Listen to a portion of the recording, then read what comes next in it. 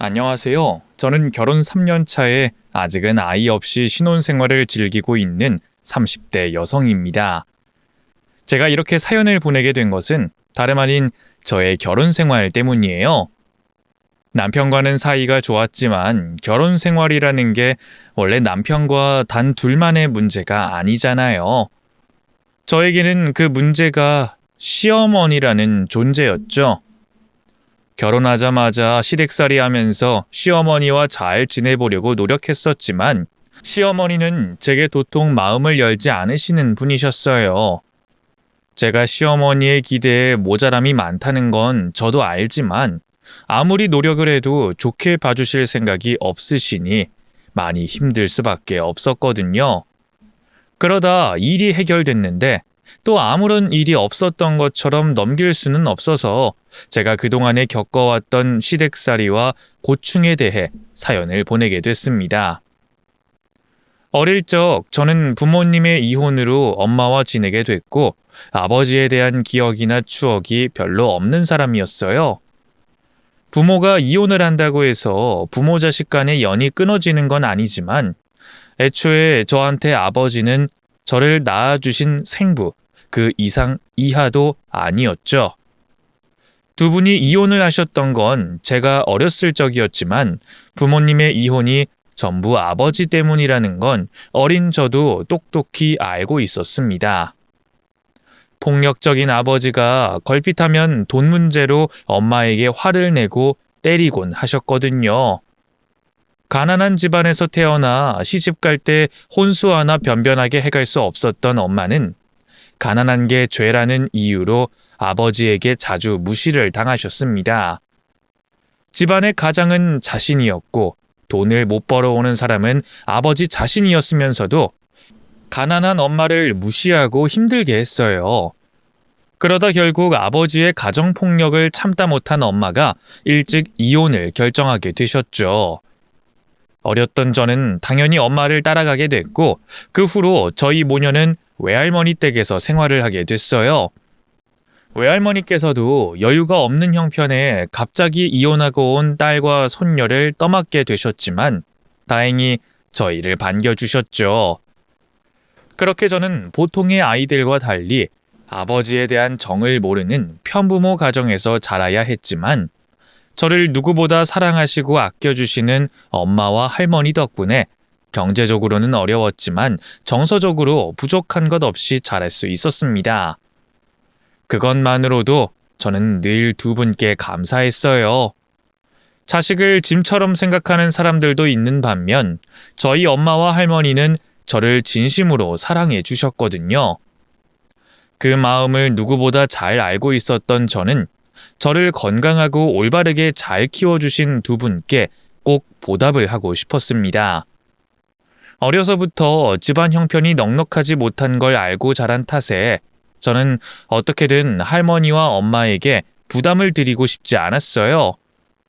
어릴 적에는 제가 할 수 있는 게 공부밖에 없다 생각해서 학교 생활을 열심히 했고 그렇게 좋은 대학교에 입학하면서부터는 제 힘으로 용돈과 학비를 벌기 시작했습니다. 공부하면서 장학금까지 노리고 거기다가 아르바이트까지 하다 보니 당연히 고단할 수밖에 없었지만 두 분이 저를 키워오시며 노력해오신 시간에 비하면 잠깐이라는 생각이 들었습니다. 그래서 이 악물고 무조건 열심히 살았죠. 매일 고된 일을 하시는 두 분께 늘 죄송했던 저는 그런 할머니와 엄마의 고생을 하루라도 일찍 덜어드리고 싶은 마음에 누구보다 빨리 취업을 해서 돈을 벌고 싶었습니다. 애초에 제가 열심히 공부해서 좋은 대학에 들어갔던 것도 대기업에 취업해서 남들보다 나은 연봉을 받는 이유였죠. 제가 취업만 하면 앞으로 우리 집 형편도 나아질 거라는 생각에 저는 누구보다 노력할 수밖에 없었어요. 그 덕분인지 어려운 취업난에도 불구하고 결국에 대기업에 입사하며 저의 꿈을 이룰 수 있었습니다. 그렇게 꿈꾸던 직장 생활을 시작하고 제가 번 돈을 집에 가져다 드릴 수 있게 된 저는 드디어 두 분께 효도를 할 수 있었어요. 제가 번 돈으로 할머니와 엄마에게 선물도 사드리고 여유 없어 못했던 외식도 해보고 경제력이 생긴다는 게 얼마나 좋은 일인지 알겠더라고요. 그렇게 열심히 가족들에게 키워주신 은혜에 보답하며 보람찬 회사 생활을 하던 중 저는 다른 부서의 한 사람과 부쩍 가까워지게 됐습니다. 업무 때문에 자주 부딪히게 됐는데 저보다 연차가 있던 그 사람은 사회 초년생인 저를 많이 배려해줬고 퇴근 후에 제가 모르는 부분을 물어봐도 기분 나쁜 내색 하나 없이 도와주던 사람이었죠. 그 사람이 제 남편이 될 사람이었습니다. 그런 깊은 배려심에 저는 당연히 남편에게 관심이 갈 수밖에 없었어요. 그래서 같이 하던 프로젝트가 끝난 뒤로도 연락을 주고받았던 저희는 결국 서로의 마음을 확인하게 됐고 연애를 시작했죠. 그 전까지만 해도 제가 사내 연애를 하게 될 줄은 몰랐는데 정말 인연이라는 건 어디서 어떻게 만나게 될지 모르는 일이더라고요. 그렇게 남편과 진지한 만남을 가져가던 저는 어느 날 남편의 집안 형편에 대해 듣게 됐습니다.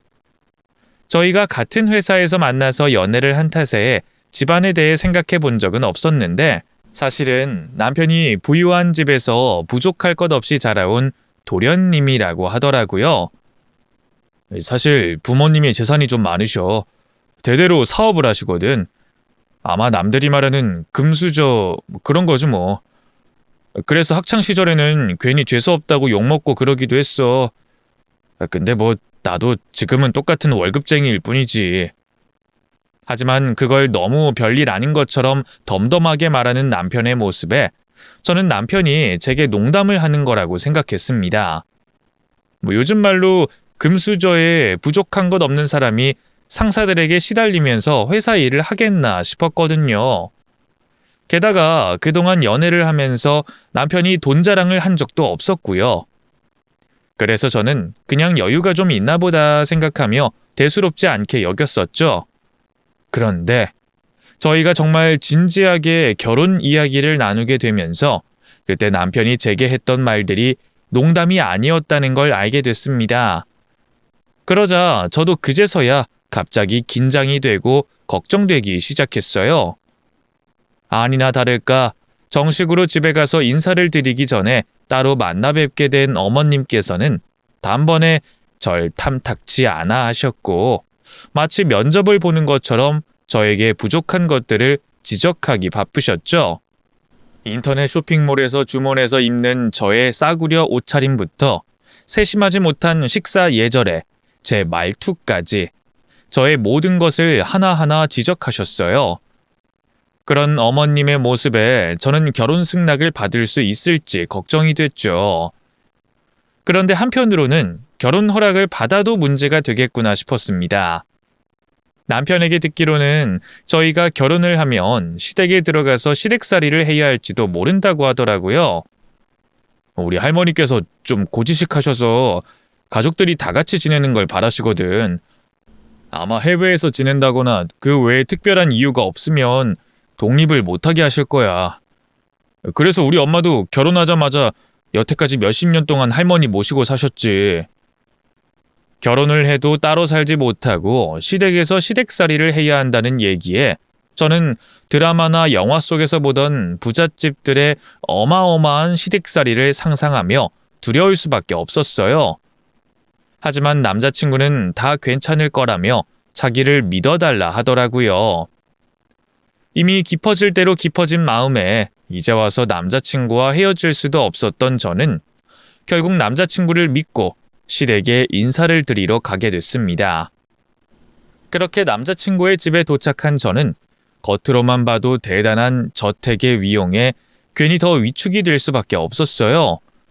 그 어마어마한 집에 발을 들이려고 하니 당연히 긴장이 될 수밖에 없었죠. 다시 뵙게 된 어머니는 여전히 저를 못마땅해 하시는 듯 반겨주시는 기색 하나 없으셨지만 그나마 집안의 큰 어르신인 시할머니께서 계신 탓인지 전처럼 대놓고 싫은 티를 내색하진 않으셨어요. 그렇게 저는 식사 시간 전에 시댁 가족들과 마주 앉아 이야기를 나누게 됐습니다. 저를 처음 보시는 할머님께서 제가 어떻게 자랐는지 물어보시고 남자친구와 하고 있는 회사 생활 얘기를 하는 가벼운 대화였어요. 그런데 한창 얘기를 이어가다 시할머님께서 저희 외할머니와 같은 이북 출신의 실향민이라는 걸 알게 됐어요. 그럼 할머님께서 이북 출신이세요? 저희 외할머니도 이북에서 내려오셨거든요. 아유, 그래? 할머님이 어디 출신이신가? 저희 할머님은 함경북도 출신이세요. 그래서 저희 집은 아직도 가자미 식혜를 담아 먹고 떡국도 만두 빚어서 이북식으로 먹어요. 아유, 세상에. 나도 함경북도에서 내려왔는데 이거 동양 사람을 만났구만. 그래. 아이고, 이 손주 결혼시키다가 고향 친구 만나게 생겼네. 저희 외할머니가 같은 지역 출신인 걸 알게 되셨던 시할머님께서 무척이나 반가워하시며 좋아하셨습니다. 저에게 저희 할머니에 대해 물어보시고 이북에서 지내실 적 추억 얘기들을 해주시더라고요. 덕분에 저는 시부모님과 더 대화를 할 새도 없이 할머님과 대화를 나누기 바빴습니다.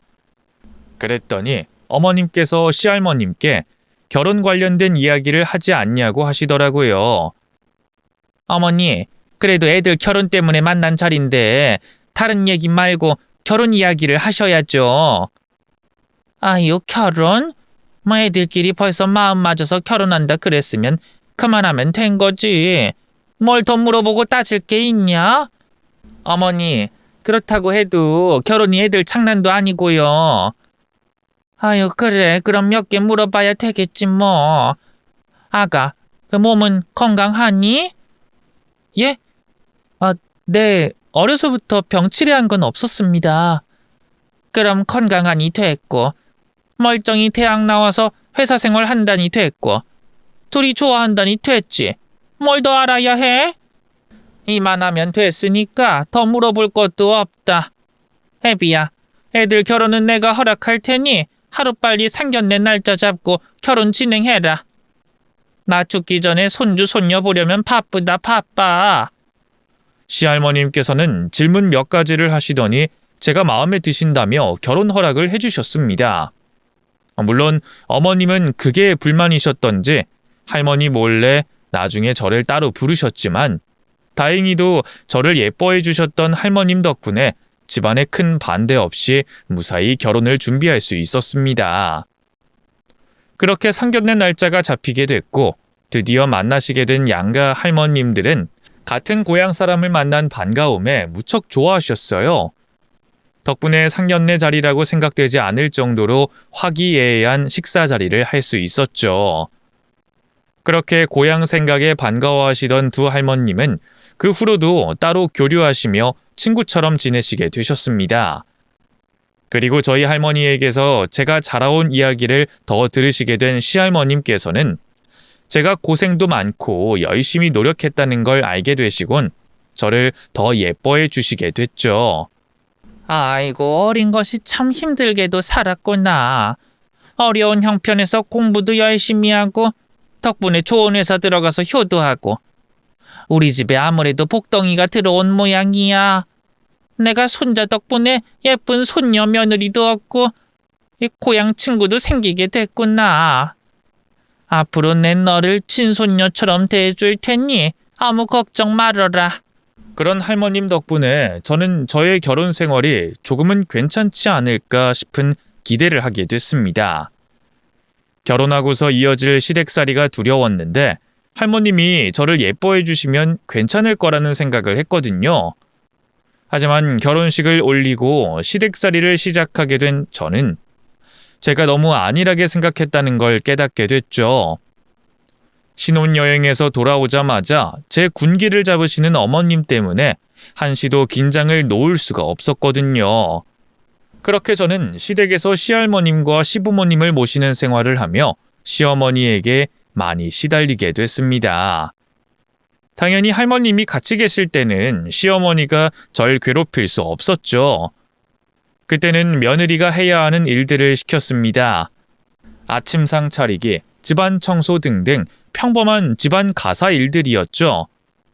집안의 가사 일을 도와주시는 아주머니께서 계시긴 했지만 서씨 집안 며느리들이라면 기본적으로 가사 일을 배우고 할 줄 알아야 했기 때문에 제가 회사를 다니고 안 다니는 것과 상관없이 해야만 하는 일이었습니다.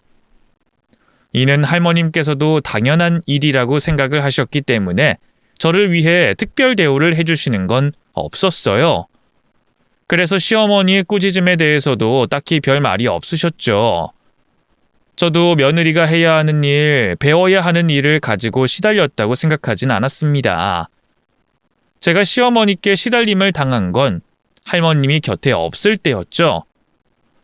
회사 일을 하면서 새벽에 일어나 아침상을 차리고 퇴근을 하고서는 저녁상과 함께 정리가 덜 된 집안일을 일주일 내내 하고 있으니 주말 이틀 동안 잠시 쉬는 휴식이 저에게는 너무나도 간절했어요.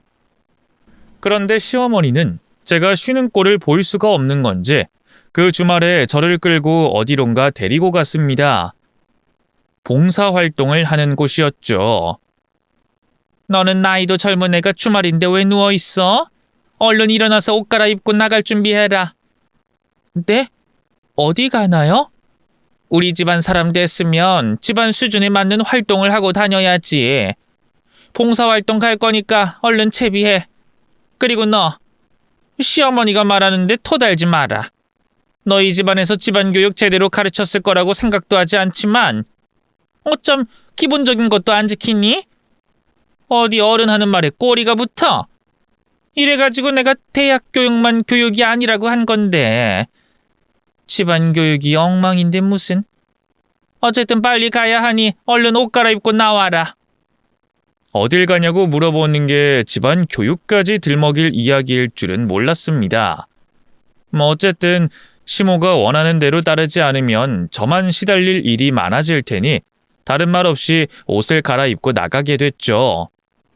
거기다 좋은 일인 봉사활동이라고 하니 몸이 피곤하다고 말을 꺼낼 수도 없더라고요. 그렇게 시모와 함께 처음으로 봉사활동을 하려고 찾아간 곳이 양로원이었습니다. 저는 그곳 관계자들과 잠깐 인사만 나누고 바로 봉사활동을 하게 됐어요. 시모는 자리에 남아 관계자분들과 대화를 더 나누고 있었고요. 처음으로 해보는 일이기도 했고 연세가 많고 거동이 어려우신 분들을 돕다 보니 힘이 들 수밖에 없었습니다. 배변 처리, 목욕, 침대 시트 교체 등등 봉사활동을 한 지 얼마 되지 않아 제 몸이 땀으로 흠뻑 젖게 됐죠. 정신없이 일을 하다 겨우 점심시간이 돼서 밥을 먹고 쉬고 있는데 그제서야 시모가 보이지 않는다는 걸 알았어요. 일을 할 때는 정신이 없어 미처 생각도 못했는데 그때가 돼서야 뭔가 이상한 겁니다. 양로원 전체를 돌아다니며 일을 하는 동안 시모와 단 한 번도 마주친 적이 없었던 거였죠. 혹시나 싶어 타고 온 차량으로 갔는데 거기서 잠을 자고 있는 시모를 보게 됐어요. 시모를 깨울 수는 없으니 저 혼자 추측을 해볼 수밖에 없었지만 왠지 오전 내내 이 차 안에 있었던 것 같았습니다. 그래서 그 뒤로는 일을 하면서 계속 시모를 찾았고 창문을 통해 보이는 차량으로 눈을 돌렸어요. 그리고 이 양로원에서 저 혼자 봉사활동을 하고 있다는 걸 알게 됐죠. 어이가 없더라고요. 뻔히 제가 피곤하다는 걸 알면서 봉사활동을 하자고 데려와 놓고 자신은 하루 종일 차 안에서 쉬고 있다는 게 말이죠. 제가 유일하게 쉴 수 있는 그 잠깐을 제공해 주지 않으려고 이곳으로 저를 데리고 왔다는 걸 알 수 있었습니다. 이후 하루 종일 차 안에서 쉬던 시모는 봉사활동이 다 끝나가고 있을 때쯤 나타나 인증사진을 찍으며 마치 자신이 하루 종일 봉사활동을 한 것처럼 생색을 냈어요. 그런 생활이 주말마다 계속됐습니다. 시모는 봉사활동하는 장소를 보육원, 장애인 시설, 유기견 보호소 등등 매주 옮겨가며 저를 데리고 다녔고 항상 자신은 차 안에서 아니면 밖으로 나가 휴식을 취하고 인증사진만 남겼죠. 그래도 그건 시모에게 직접적으로 시달리는 일이 아니었으니 좀 나았습니다. 할머님이 안 계실 때는 그때다 싶어 저를 직접적으로 괴롭혔죠. 봉사활동도 없었고 할머님께서 바깥일로 나가신 주말, 제가 해야 하는 집안일을 마쳤던 저는 남아있는 일을 가정부 아주머니께 맡기고 휴식을 취하고 있었습니다. 그런데 그때 아주머니께서 시어머니가 부른다며 주방으로 내려가 보라고 하더군요. 정말 내가 쉬는 꼴을 조금도 못 보는구나 싶었죠. 주방으로 내려가 보니 시모가 팔짱을 낀 채로 있었어요. 그리고는 황당한 소리를 해왔죠. 너 왜 그렇게 게으르니? 너 게으름이 얼마나 사람을 좀 먹는 건지 아니? 가난한 사람들 봐라. 다들 게을러 터져서 그러는 거야. 제발 좀 우리 집안 사람이 됐으면 그에 걸맞게 행동해라. 안 그래도 이 집안에서 네가 배울 일이 얼마나 많은데 그러고 쉬고 있어? 자, 오늘은 내가 직접 널 가르칠 테니 주방에 있는 그릇 다 빼내와라. 주방에 있는 그릇 전부를 꺼내요? 왜요? 또 내가 말하면 토달지 말라고 했지? 하라면 할 것이지 왜 그렇게 말이 많아? 너 음식마다 그릇 달리해야 하는 건 알고 있지? 그런데 우리 집에 그릇이 얼마나, 또 어떤 그릇이 있는지 다 꿰고 있니? 아니요, 자주 쓰는 그릇밖에 모르는데요. 필요한 그릇은 아주머니가 꺼내주시고요. 그러니까 이게 문제라는 거야. 며느리가 집안에 있는 그릇이, 접시가 뭐가 있는지도 몰라요. 자고로 집안 며느리들은 주방에 있는 살림살이 전부를 꿰고 있어야 하는 거야. 그러니까 오늘 그 공부 좀 하자.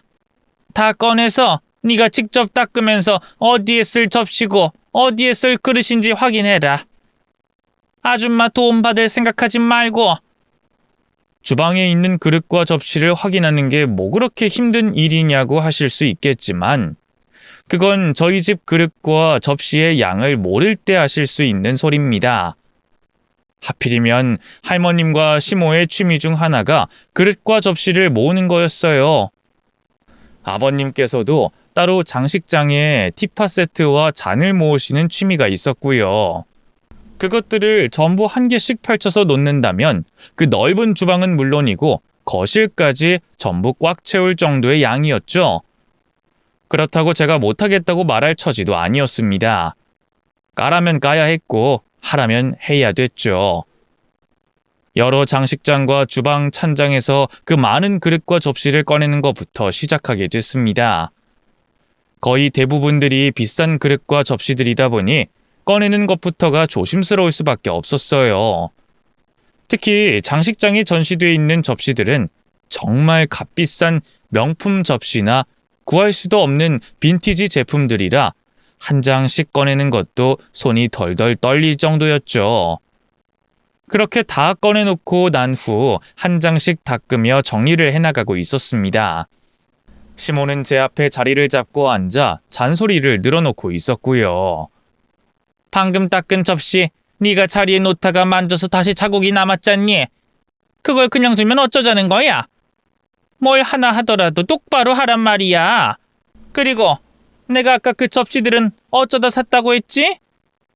이건 아버님과 영국으로 여행 가셨을 때 우연히 가게에서 보시고. 어머, 저게 뭐야? 저거 왜 금이가 있는 거야?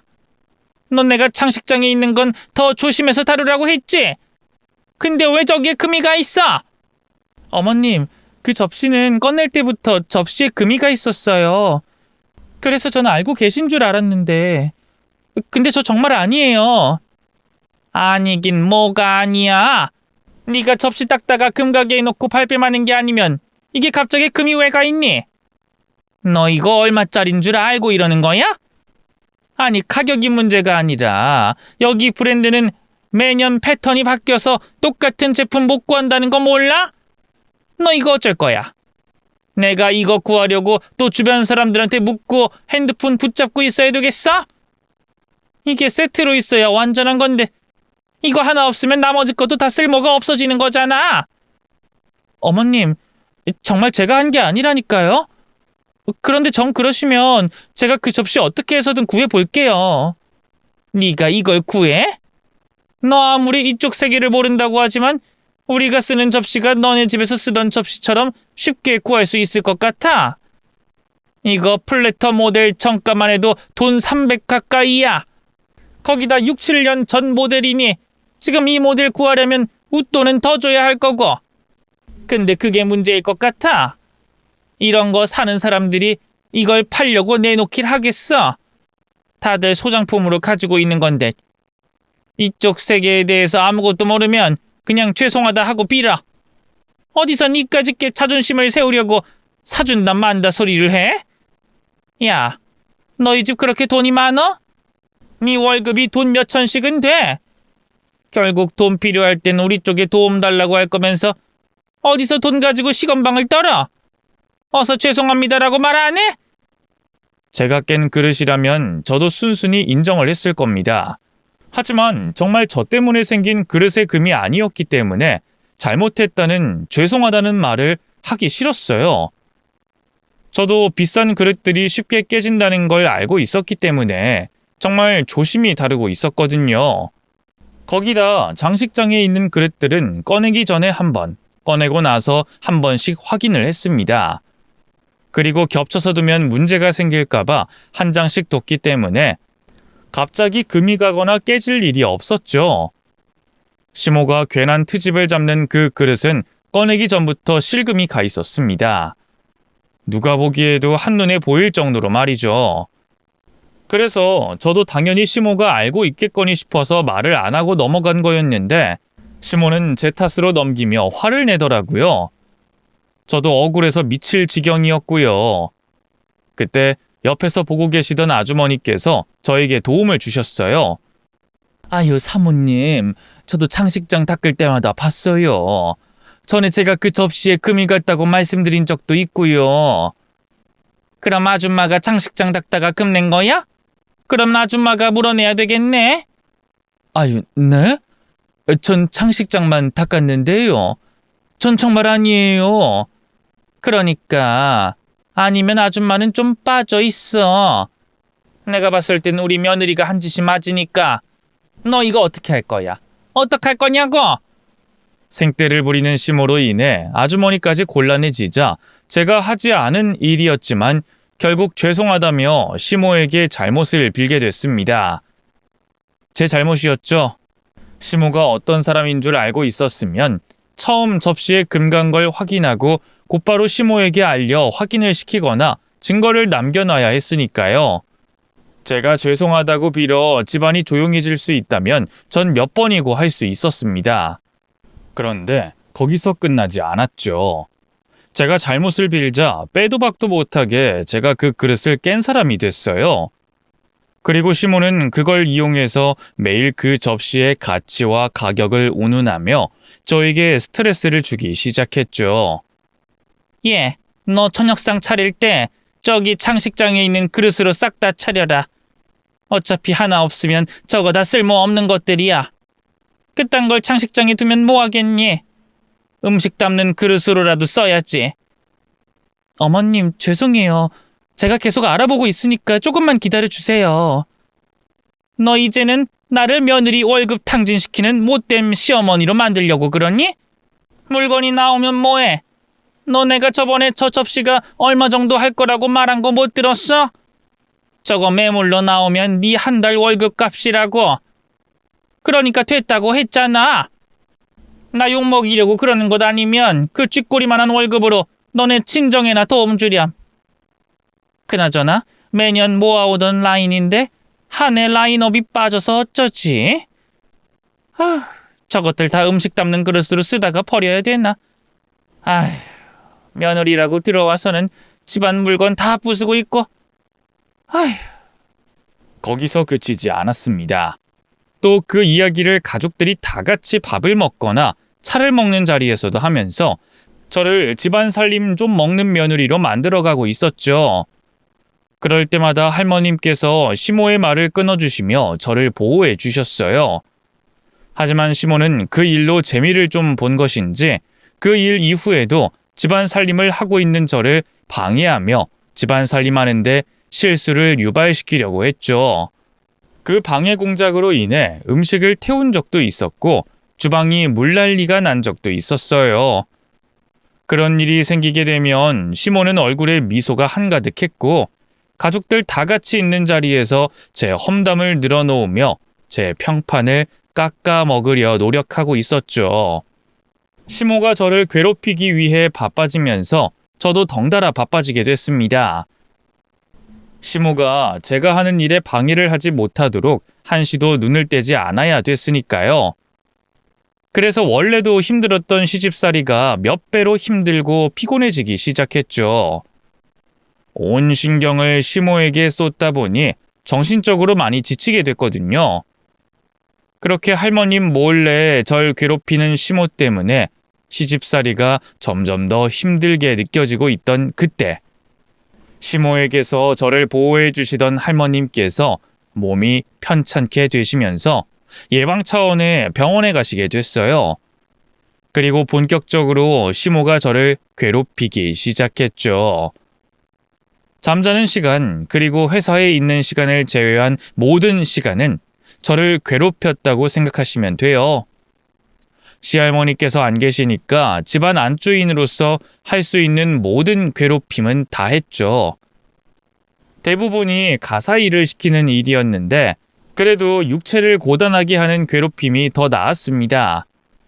정말 힘든 건 정신적으로 저를 괴롭히는 거였고, 그 중에서도 특히 화가 나고 괴로웠던 건 저희 친정을 가지고 문제 삼는 거였죠. 그러다 저희 친정 엄마를 무시하는 일이 생겨 제가 분가를 생각한 적이 있었어요.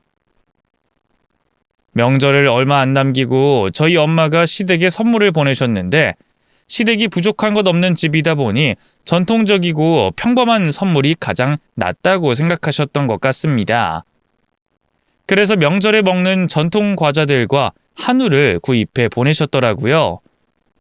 시댁에서는 몇 푼 안 되는 선물이겠지만 친정 엄마 주머니 사정으로서는 그것도 큰 부담이 되는 선물일 텐데 아무래도 저 때문에 무리를 하셨겠죠. 그런데 시모도 뻔히 그걸 알고 있으면서 사람 마음과 정성을 무시하더라고요. 어머님, 저 다녀왔습니다. 명은아, 안 그래도 잘 왔다. 이거 너희 친정 엄마가 보낸 것 같은데 처치가 곤란하네. 네가 알아서 다시 친정에 가져가든가 해. 무슨 의미로 보낸 건지 알겠는데 시장 좌판에 있는 음식을 우리 입에 넣을 수는 없잖아? 무슨 말인지 알겠지? 시장 좌판 물건인지 아닌지는 모르겠지만 한눈에 봐도 저렴한 상품들은 아니었어요. 더군다나 한우는 2플러스 마크도 있었고요. 시모가 억지를 피운다는 걸 알게 되니 저도 오기가 생겼습니다. 그래서 제가 알아서 처리하겠다고 했죠. 제가 알아서 처리할게요. 저 혼자 먹어서라도 처리할 테니까 이 집에 두겠습니다. 넌 내 말뜻을 못 알아듣니? 우리 집에 이런 냄새나고 싸구려 물건 두기 싫다는 말이야. 우리 집에 이런 물건은 너 하나로 좋게. 그러니까 어서 돌려보내. 아니면 버리던가. 아니다. 아줌마가 이거 가져가서 먹어요. 제가 호락호락하게 물러설 것 같지 않자 시모는 저희 엄마가 보낸 명절 선물을 가정부 아주머니에게 권했습니다. 당연히 아주머니는 당황스러워하며 저희 두 사람 눈치를 볼 수밖에 없었죠. 아유, 사모님. 왜? 못 가져가겠어요? 우리 쪽 사돈이 준 거라? 그럼 이거 다 끓여서 우리 집 개밥으로라도 줘요. 그러면 되겠네. 렉스도 우리 가족이니까 가족이 먹는 거면 너도 괜찮지? 시모가 점점 말도 거리낌 없이 하고 괴롭히는 수위도 높아지고 있으니 이러다 제가 돌 것만 같더라고요. 그래서 남편에게 분가를 말해보기로 했습니다. 집안 어른이신 시할머니와 아버님께서 허락을 안 해주신다고 하더라도 무조건 나가자고, 여기 있다간 미칠 것 같다고 말을 하려고 했죠. 그렇게 남편에게 분가에 대해서 이야기를 하겠다고 마음먹으며 명절 전날 퇴근을 하고 돌아왔습니다. 그런데 집으로 돌아가니 믿을 수 없는 모습이 눈앞에 펼쳐지고 있었어요. 저희 친정 엄마가 앞치마를 두르고 시댁 주방에서 설거지를 하고 있는 겁니다. 너무 당황스러운 모습이라 무슨 일이 벌어지고 있는 건지 처음엔 상황 파악을 못했어요. 엄마 왜 여기 있어? 엄마가 설거지는 왜 하고? 그게 네가 걱정돼서 왔지. 너 시댁에서 명절 처음으로 보내는 거잖아. 엄마가 도와주려고. 그땐 머릿속이 정리가 되질 않아서 엄마가 하는 말이 무슨 말인가 이해를 하기 바빴습니다. 그런데 그때 제 머리 뒤편으로 시모의 비웃음 소리가 들리는 거예요. 그리곤 시모가 저희 엄마 말이 우습다는 듯 입을 열었죠. 명은이 어머니, 그렇게 거짓말 안 하셔도 돼요. 그런다고 우리 명은이가 어머님이 한 그 말을 믿겠어요? 제가 얼마나 눈치가 빠른 앤데 솔직하게 말씀하셔도 괜찮아요. 지금 저게 무슨 말이야? 엄마, 아니지. 설마 시어머니 연락받고 여기로 온 거 아니지? 말해봐 좀. 엄마가 여기서 왜 이러고 있어? 실은 그게 명은아, 사돈이 밥 해줄 식모 필요하다길래. 우리 집안 일해주는 아주머니 명절에는 쉬거든. 그래서 우리 집 일손이 부족하잖니. 그래서 내가 너희 어머님 좀 불렀어. 이번 명절에 너랑 같이 있으면 좋아하실 것 같기도 하고, 모녀가 같이 요리하면서 시간 보내면 좋을 거 아니야. 더군다나 너는 첫 명절이라 정신이 없을 텐데 너희 어머님이 도와주시면 이번 명절 잘하고 넘기지 않겠니? 그래서 내가 너희 어머니 우리 집으로 불렀다. 어때? 너도 너희 친정어머니랑 같이 있게 되니 좋지? 어느 딸이 그 말을 듣고 좋겠다고 하겠어요. 나 때문에 우리 친정엄마가 모욕당하고 있는 건데. 저에게 하는 시집살이는 몰라도 저희 친정엄마까지 건드는 건 넘어서는 안 되는 선이라고 생각했어요. 엄만 저 말 듣고 가만히 있었어? 싫다고 해야지. 그래서 뭐 어쩌라는 거냐고 딱 잘라 말을 해야지. 나 이렇게 나쁜 딸로 만들 거야? 도대체 왜 그래? 우선 나와. 여기서 이러고 있지 말고 나오라고. 엄마를 시댁에서 데리고 나오려 하는데 시모가 저와 엄마를 멈춰 세웠습니다. 거기 안 서? 너 지금 내 말 무시하고 네 맘대로 집 나가면 너 우리 아들과 이혼시킬 거야. 설령 내 말이 어머님께 받아들여지지 않더라도 넌 그때부터 시집살이 지옥이 될 거고. 괜히 집안에 큰 소리 나게 하지 말자 명은아. 대답할 가치도 없는 말이었어요. 그래서 콧방귀를 끼고 엄마를 시댁에서 데리고 나왔습니다. 그리고 그 길로 친정집으로 들어가게 됐죠.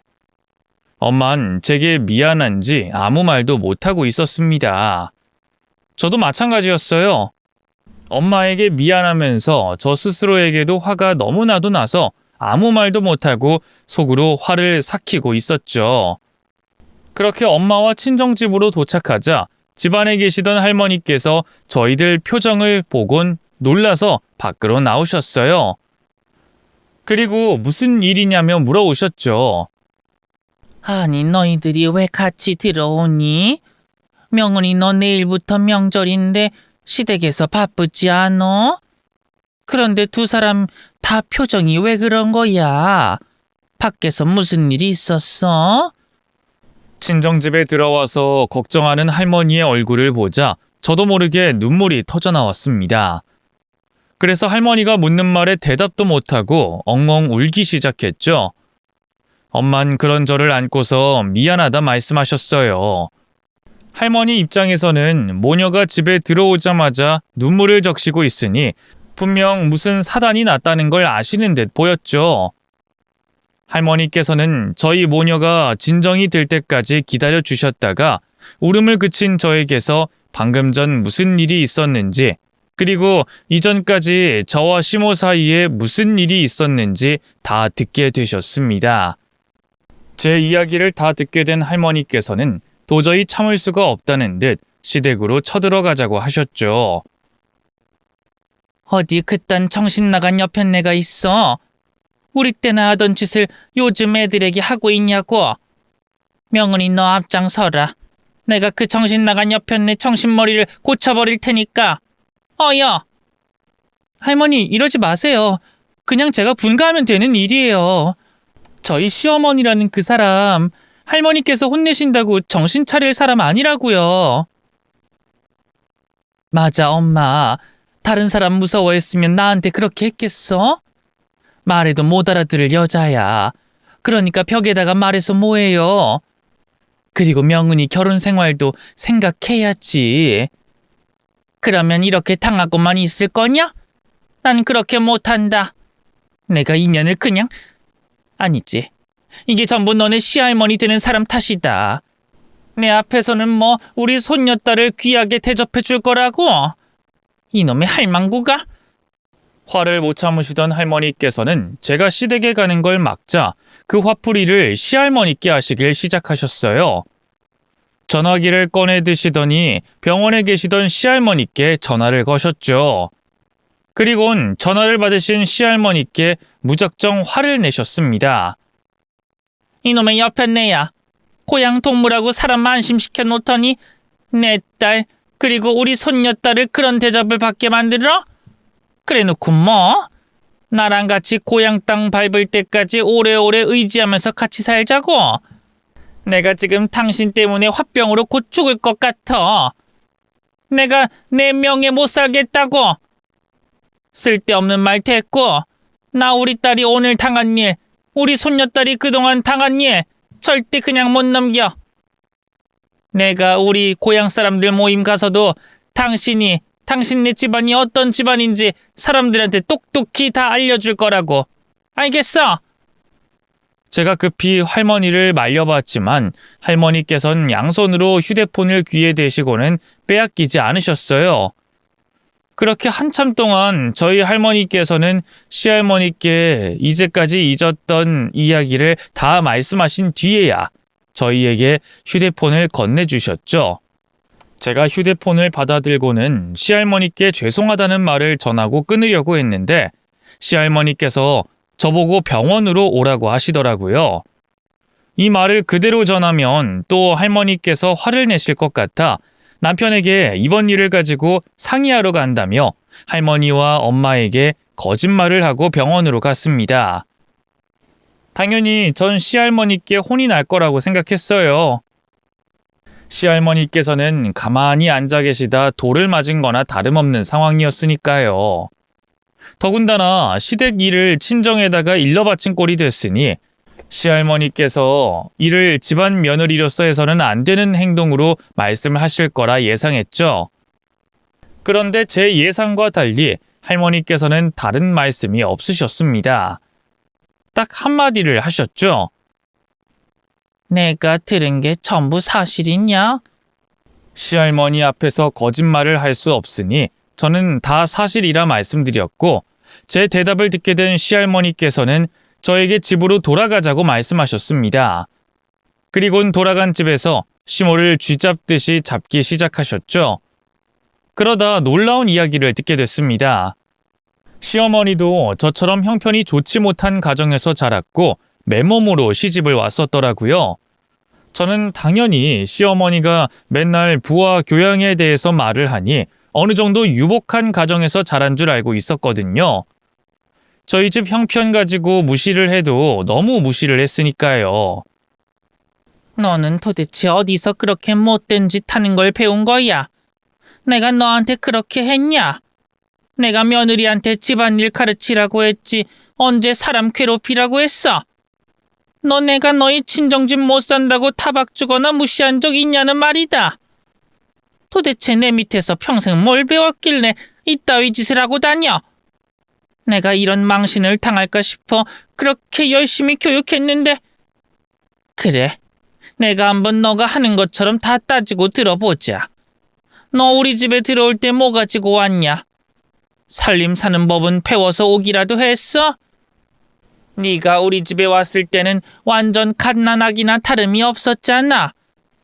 해온 것도 없고 할 줄 아는 것도 없는 애가 내 밑에서 다 배워놓고 그딴 짓을 해. 너랑 비교하면 갖출 것 다 갖추고 온 애한테 그런 짓을 하냐고. 내가 너 가르치느라 얼마나 힘들었는지 모르냐. 뭘 하나 가르치면 제대로 못해서 그걸 몇 번이나 되풀이하게 만들어 놓고서 네가 명은이 보고 그렇게 말하고 괴롭힐 염치가 있냔 말이다. 너 그릇 가지고도 난리를 쳤다며? 너 우리 집에서 네가 깨먹고 망가뜨린 그릇과 접시 그리고 물건이 몇 개인 줄 아니? 아니 그것들 돈으로 따지면 얼만 줄 알고 이런 거야? 너 혼자 깨먹고 부순 물건 돈으로 계산하면 작은 건물 한 채 정도는 될 거다. 그걸 네가 모르지 않을 거 아니야? 직접 네 손으로 망가뜨린 것들인데. 죄송해요, 어머니. 죄송. 그건 실수했을 때 하는 말이고 너처럼 잘못했으면 벌을 받아야지. 네가 아직 교육이 덜 된 것 같으니 내가 다시 교육해줌마. 종아리 걷어라. 어머니, 설마. 어머니, 저도 이제 곧 나이가 60이에요. 그런데 어떻게 그걸. 그리고 명은이까지 있잖아요.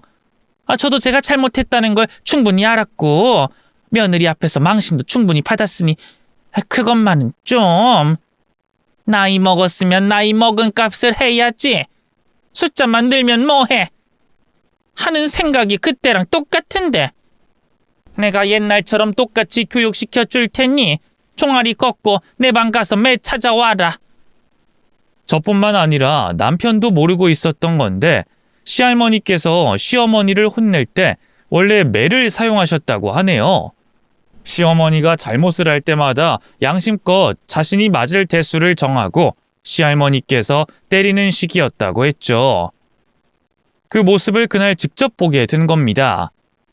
시어머니는 며느리인 제가 보는 앞에서 매를 맞는다는 게 창피하셨는지 시할머니의 매질을 피해보려고 했지만 시할머니께서는 예전처럼 교육을 하시겠다는 마음의 변화가 일절 없으셨어요. 그래서 너 몇 대 맞을 거냐? 한 10대? 10대 맞겠습니다. 너 매 맞은 일이 오래돼서 그런지 셈을 제대로 못하는구나. 아니면 이제 내가 무섭지 않아서 그러냐? 네가 잘못한 값이 고작 10대밖에 안 될 것 같아. 아무리 작게 쳐줘도 한 100대는 넘게 맞아야 될 것 같은데. 아니, 어머니, 어떻게 100대를 맞아요? 이게 정말. 네가 지금까지 명은이와 명은이 친정이 잘못한 걸로 따지면 100대도 모자라. 거기다 지금까지 내가 매를 안 든 시간 동안 정신 못 차리고 있었다는 거 아니냐? 그러면 그 기간도 따져서 곱으로 맞아야 하는 걸 내가 100대로 깔끔하게 정리해 줬더니 뭐? 100대를 어떻게 맞아요? 헛소리 그만하고 얼른 종아리 대라. 매 맞다가 오늘 하루 다 보낼 거냐? 시어머니는 화를 불같이 내시는 시할머니께 아무런 대답도 못했고 조용히 종아리를 걷어 매를 맞게 됐습니다. 저는 그 모습을 볼 수는 없어 고개를 돌리고 있었고요. 설마 100대를 다 때리겠냐고 생각을 했는데 시할머니께서는 정말 100대를 다 채우겠다는 모습으로 시어머니에게 매질을 하셨습니다. 그러다 보니 먼저 쓰러지게 된 건 시어머니였죠. 시어머니는 시할머니께 잘못했다며 살려달라며 눈물까지 보이면서 용서를 구했어요. 어머님, 제가 정말 잘못했어요. 2번 다신 어머님 가르침에 벗어나는 행동하지 않을게요. 그러니까 이만 멈춰주세요. 저 이러다 못 걸어 다녀요. 저도 팔팔하던 예전에 제가 아니란 말이에요. 저도 곧 60이란 말이에요. 정말 잘못했어요.